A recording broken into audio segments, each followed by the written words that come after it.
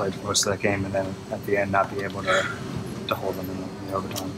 I mean, it is what it is. I'm real proud of the way guys played today, to be honest. In a tight game that we knew was going to go tit for tat, we were going to be slow early. We knew we had to take the ball away. We did that. Even the play that they scored on at the end, we were in position, the ball gets tipped up, and they just literally win the coin toss basically. So, we'll look back at the tape. I don't know what other things. There's some plays here or there, but we know they're gonna make plays. We're gonna make plays.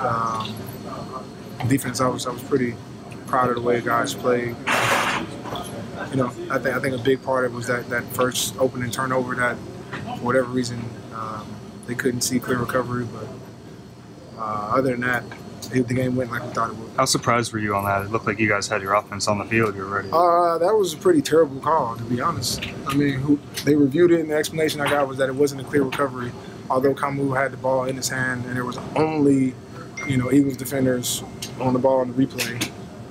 So whoever's watching that in New York should stay off the bottom. And you could feel the ball come loose right away? Yeah, I mean, it's a clear fumble. That wasn't even the close part. They said they didn't see a clear recovery. Again, common sense, you saw Kamu come out with the ball, so I don't know. Obviously, they don't pay me to make calls like that, but I was, in hindsight, obviously a big play in the game. How difficult was anyone there from the Cowboys who could have made a recovery? Not that I saw, no.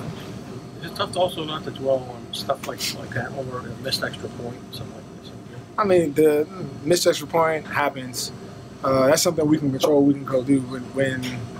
When you make a play as big as that and it's taken away from you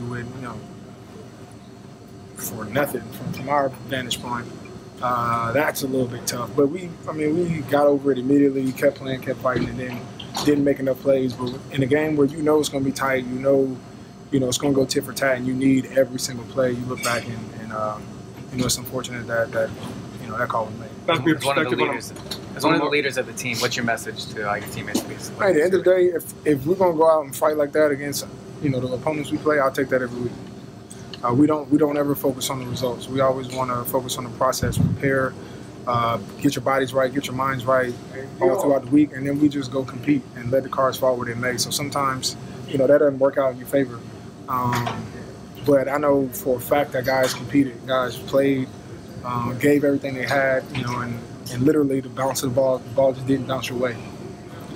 So at the end of the day,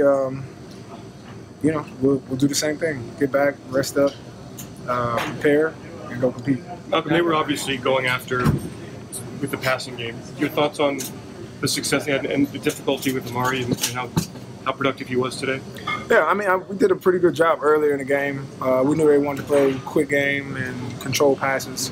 But with some injuries we had on the outside, they felt like that was a matchup that they could take, deep, obviously, and came up with two big plays that kind of broke open the game on defense, at least. Mark Cooper's a good player. We knew they'd make plays. He made those plays. Even with those, there wasn't anything that we couldn't weather. Talk about the way Rasul played, the interception. I thought he played phenomenal, to be honest.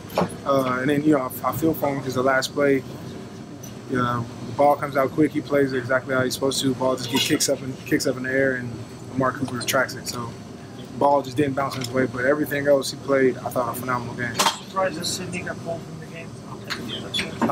No, I know he's been battling with injuries and things like that, and I don't think he was quite himself as the game went on.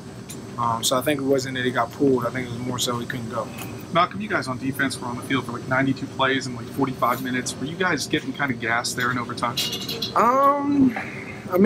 It was definitely, taxing to try to stop the run. Getting 5 yards feels like every day. But we knew that's kind of the formula. I thought guys continued to fight.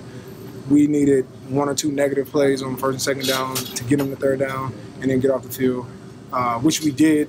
And then they converted on the 4th and 1, which is a big play by them. But I thought even in overtime, guys were still fighting, still going, still making plays. So it's definitely one of those things that took everything we had. But I thought guys fought through it. What's the big picture takeaway today? Are guys How do you feel about your chances? How do you feel about going forward? There is no big picture. The only picture is go compete and focus on winning your games. You can go crazy looking at all the scenarios and watching other games, hoping somebody else controls your destiny, when all we can control is winning the games that we have. And so we'll continue to do that, continue to fight, focus on winning, and see what happens.